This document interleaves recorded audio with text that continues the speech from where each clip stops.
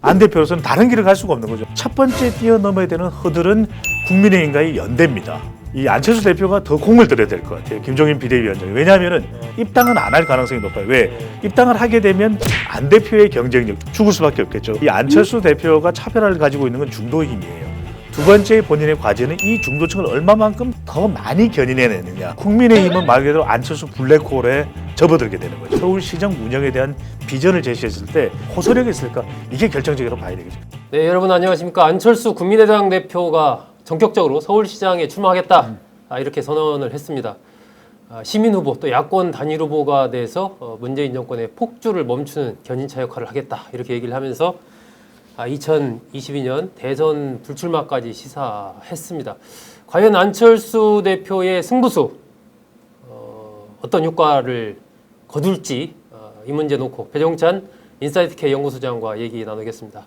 배 소장님, 안철수 대표가 좀 이 출마 선언이 급작스럽다고 해야 될까요? 사실 뭐 그전에는 출마 안 하겠다 이렇게 얘기를 했었는데 갑자기 출마하는 쪽으로 선회를 했습니다. 그 배경이 뭐라고 보세요? 현실적인 인식을 한 거라고 봐야 되겠죠. 지금 나오고 있는 차기 대선 후보 지형을 보면은 안철수 대표가 뭐 한 자릿수 지지율이거든요. 그러다 보니까 뭐 국민의힘과의 연대설도 있기는 합니다만 그게 차기 대권 때 가능해질지 어떨지 알 수도 없는 것이고 또 한편으로는 차기 대선 후보가 되지 못하고 차차기를 노린다. 아무런 정치적 활동 없이 그럴 경우에는 우리 국민들의 기억 속에서 사라지기 십상이거든요.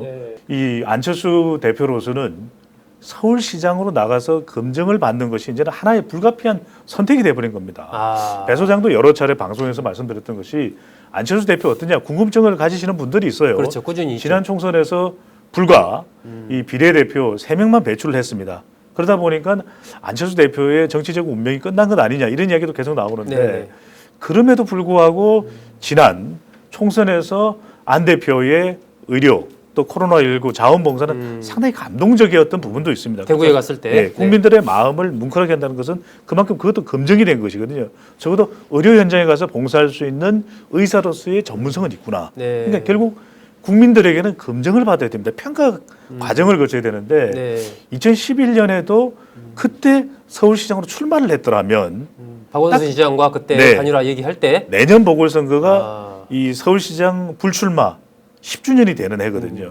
그만큼 안철수 대표로서도 사실상 이제 자기의 정치 경력 10년 차인데 이때 뭔가를 보여주지 않으면 안 될 겁니다. 그렇다면 자기 대통령 후보로서의 평가도 없을 테고 그렇다면은 서울시장으로 당선되자. 그건 누구도 모릅니다. 당선될지 어떨지는. 그렇지만 그렇게 된다면 내가 검증을 받을 것이고 대선 후보로서의 평가도 받을 수 있는 것 아니냐. 서울시장으로서의 성공적인 업무 수행이 가능했을 때. 이렇기 때문에 안 대표로서는 다른 길을 갈 수가 없는 거죠. 그런데 배 소장님, 지금 이제 안철수 대표는 어쨌든 야권 단일 후보가 돼서 서울시장을 탈환을 하자 뭐 이렇게 이제 얘기는 하고 있는데 지금 국민의힘 그렇죠.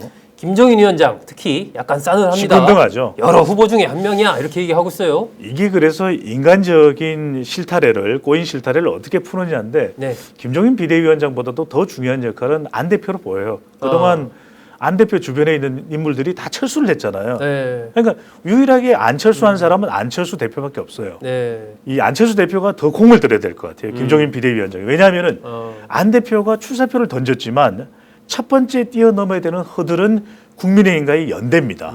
이건 연대가 가능하냐? 입당은 안 할 가능성이 높아요. 왜? 입당을 하게 되면 안 대표의 경쟁력, 중도 경쟁력이 죽을 수밖에 없겠죠. 그렇다면 결국 보수는 반문 성향이 상당히 강하기 때문에 안 대표를 지지할 가능성, 투표할 가능성이 높다. 그렇다면 국민의힘과의 이 단일화, 주목받는 단일화를 어떻게 우리 보면은 이 선거에서 단일화라는 건 상당히 중요합니다. 두 번째는 안 대표의 경쟁력. 최근에도 여론조사를 해보면 그래도 여러 명의 거론되는 서울시장 후보의 다자대결 구도에서도 경쟁력이 있어요. 야권 후보 중에서는 어떤 경쟁력이냐면 오세훈 후보와 앞을 뒤를 다투는 그 정도의 경쟁력이었고 나경원 전 의원까지 포함이 이 나경원 의원의 뭐 지금 여러 가지 개인사가 있긴 합니다만 그것과는 별개로 서울시장 후보로서의 경쟁력은 또 평가받고 있는 부분이거든요. 출마했던 적도 있으니까. 그렇죠. 국민의힘 지지층과 또 보수층에서는 나경원의 전투력도 또 볼만하다. 또 우리가 기댈 만하다, 네. 또 투표할 만하다 이런 의견이 나오고 있거든요. 그렇다면 네. 3자 구도에서 그래도 이 안철수 대표가 차별화를 가지고 있는 건 중도의 힘이에요. 중도를 끌어당길 수 있는데 그동안에 이 중도의 지지 기반이 많이 사라진 것도 사실입니다만 네. 없는 건 아닙니다. 네. 그렇기 때문에 첫 번째 관문은 국민의힘과의 연대, 두 번째 본인의 과제는 이 중도층을 얼마만큼 더 많이 견인해내느냐. 자기 이것이- 중심으로. 그렇죠. 이게 중요한데 오늘 우리 방송 들으시는 분들이 에이 배 소장 뭐 꿀팁 하나 줘요. 뭐 분석에 이런 얘기를 하는데 지금 정말 중요한 것은 마용성입니다. 마용성. 왜? 강남은 부동산 문제 때문에 이슈는 부동산이잖아요. 예. 문제는 부동산 중에서 마용성, 마포, 용산, 성동, 네. 또 동작도 중요합니다. 그리고 강서까지 중요해요. 여기에서는 상당히 이 여당세가 강한 곳입니다. 이 지난 국회의원 선거 때도 네, 그런데 네, 네. 여기서 서울시장 후보로 안철수 대표가 나왔을 때 과연 이 지역의 그동안 여당을 강력하게 지지해왔던 쪽에서 안철수 그러면서 한번 고개를 갸우뚱거릴 텐데 대선 때도 좀 기대를 해봤고 네, 네. 2012년 때 근데 출마를 안 했어요. 그다음에 이제 지난 지방선거 때도 그렇죠. 했었죠. 2014년 때도 지방선거 때 뭐 좀 안철수 당시에 또 민주당 대표였으니까 뭘 좀 해내느냐 아니었단 말이에요. 16년 총선 때는 국민들의 제3정당에 대한 또 이 요구가 또 증폭되면서 네, 네. 좀 기회를 얻었단 말이에요. 근데 그 이후에 2017년, 18년 연거푸 실패를 했단 말이에요. 근데 지금 그래서 많이 기대감 자체가 이제 사라져 버렸죠. 네. 그걸 얼마만큼 다시 재생시킬 수 있는가 이게 중요합니다. 이제는 과거의 대선에서 봤던 뭐 이 토론 그 이상의 좀 더 건설적인 그리고 계획을 내는 손에 잡히는 안철수가 되느냐 안 되느냐. 뭔가 내용을 좀 그렇죠. 내놓아야 된다. 그렇죠. 그게 아니라 연설에서 안철수입니다 이거 가지고는 안 된다는 거죠. MB 아바타 이런 소리 하면 이제 끝나는 그렇습니다. 거죠. 이제 물론 그것도 안 대표의 나름 노력이었겠지만 유권자들 냉철하거든요. 그러니까 정말 안 대표의 그 목소리 그대로 본인의 이 실감이 있는 현실적인 목소리 그대로 보다 더 솔직하게 서울시정 운영에 대한 비전을 제시했을 때 그것이 얼마만큼 국민들에게 유권자들에게 특히 서울 유권자들에게 호소력이 있을까 이게 결정적으로 봐야 되겠죠. 그렇다면은 가장 중요한 지역은 마용성 그다음에 또 중요한 연령대는 30대 30대가 중요하고 50대가 중요할 겁니다. 왜냐하면 40대는 여당의 성향이 매우 강하기 때문에 안 대표 쪽으로 쉽게 오지 않을 거지만 부동산 이슈와 관련해서 30대는요 서울에서 마용성 쪽에 집 사야 되겠다 이러면서 영혼까지 끌어다가 집을 샀던 사람들이고 또 50대는 서서히 좀 힘들어지기 시작하니까 인생 이모작을 하고 싶은데 쉽지는 않은데 종부세가 뚝딱 또 재산세가 뿡 올라가니까 이건 뭐야 이런 사람들이 50대거든요. 네. 그러니까 이들을 얼마만큼 견인할 수 있느냐. 특히 이제 60대는 자꾸 의심을 하고 있어요. 이 안철수가 뭐 어떻게 국민의 되겠어? 힘과 함께 보수를 대변할 수 있는 인물이 될 수 있을까? 그러니까 이 부분에 대해서 안 대표도 좀 더 명확하게 할 필요가 있겠죠. 자기는 중도 보수다. 나 보수인데 조금 더 중도적이야. 이렇게 이념적인 재정립이 또 필요할 거고 네. 또 하나 이제 세대 기반은 5, 60대 이상, 특히 이제 55세 이상의 보수 성향이 강한 유권자들과 특히 30대를 어떻게 견인했냐. 이 보궐선거거든요. 네, 네. 그러니까 20대보다는 30대의 투표율이 높다고 본다면 안 대표가 마용성, 마포, 용산, 성동 그리고 30대, 50대 이들을 어떻게 하면 좀 겨냥할 수 있을까? 게다가 이제 결국 서울시장의 이슈는 물론 부동산입니다. 그리고 관련된 세금 중요한데 또 하나 중요한 게 서울이 좀 정체됐다라는 것을 본인의 출사표에서 가득 담아놨죠. 예. 그런데 그런 이야기는 누구나 할 수 있습니다. 그럼 서울시를 어떻게 만들어 놓겠다? 우리 여성 유권자들을 위해서 서울시를 좀 더 행복하게 좀 더 매력 있게 그런 것이 아이디어가 나올지 안 나올지 바로 그 부분이 또 더군다나 경쟁 후보, 여당의 후보는 여성이 될 가능성이 상당히 높은 편이지 않습니까? 그렇다면 그것을 어떻게 좀 건드려 줄지 이것이 안 대표로서는 정말 중요한 숙제가 되겠죠. 이 안철수 대표의 출마가 국민의힘. 네. 그러니까 지금 이제 출마 선언을 하지 않고 있는 뭐 오세훈 전 시장이라든지 나경원 전 의원이라든지 뭐 유승민 의원까지 결국 이제 국민의힘 후보 이제 지금 말씀하신 건 안철수 대표를 중심으로 말씀하신 거고 국민의힘 쪽에서 상당한 여파를 미칠 텐데 어떻게 그쪽은 정계가 될 것 같습니까? 국민의힘은 말 그대로 안철수 블랙홀에 접어들게 되는 거죠. 네. 그러다 보면 나경원 전 의원은 출마 가능성이 상당히 높습니다. 왜? 네.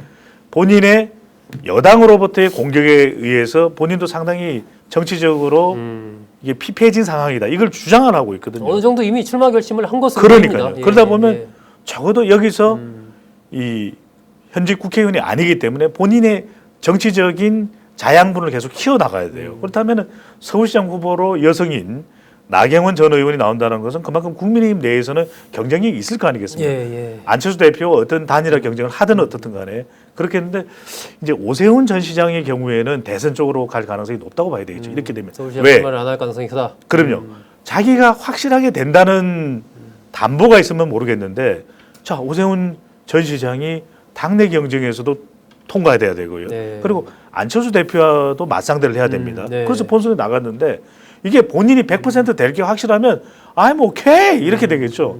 그런데 오 전 시장 입장에서 볼 때 이런 과정을 다 거쳤는데도 중간에 중도 탈락될 가능성이 있다거나 불확실성이 너무 크다. 불확실성이죠. 그러니까 이게 결국 주식 시장하고 같아요. 정치가 보면. 이게 뭔가 본인이 이게 상한가 갈 또 양봉이 될 가능성이 높아야 되는데 보니까 음봉이에요. 거기다가 이제 유승민 의원은 어떨까요? 유승민 의원도 전 의원도 전 대표도 조금 주저한다고 봐야 되겠죠. 그리고 대선으로 갈 가능성이 상당히 높다. 왜냐하면은 유승민 전 대표 같은 경우에는 몇 가지 애로사항이 더 있습니다. 왜? 물론 이제 당내 경선부터 이기는 날도 중요하겠지만 또 안철수 대표와는 또 한 배를 탔던 인물이에요.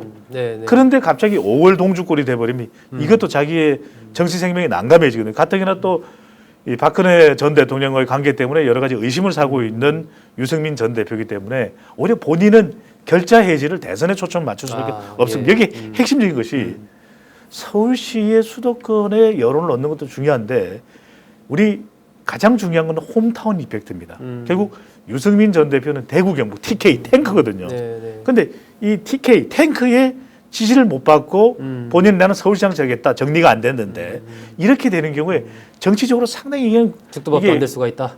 그렇죠. 유승민 전 대표도 많은 고심을 하고 있는 것 같아요. 고민하고 그래서 대선 가능성이 더 있어 보입니다. 네, 그렇습니다. 안철수 대표가 본인이 뜻한 바를 이루기 위해서는 아까 배 소장이 이야기한 대로 본인의 컨텐츠를 얼마나 서울 시민들에게 호소력 있게 이 짧은 시간에 보여줄 수 있느냐가 상당히 관건이 되지 않을까. 사실 그동안에 이제 안철수 대표에게 실망한 분들이 많이 있기 때문에 이번 선언을 통해서도 뭔가 컨텐츠, 그 내용을 새로운 디자인을 보여주지 못한다면 안철수 대표로서는 이번 선언이 기회도 될 수 있지만 자칫하면 이제 상당히 어려운 또 상황에 빠지게 되는 그런 양날의 칼, 양날의 검 가능성도 있지 않나 생각해 봅니다.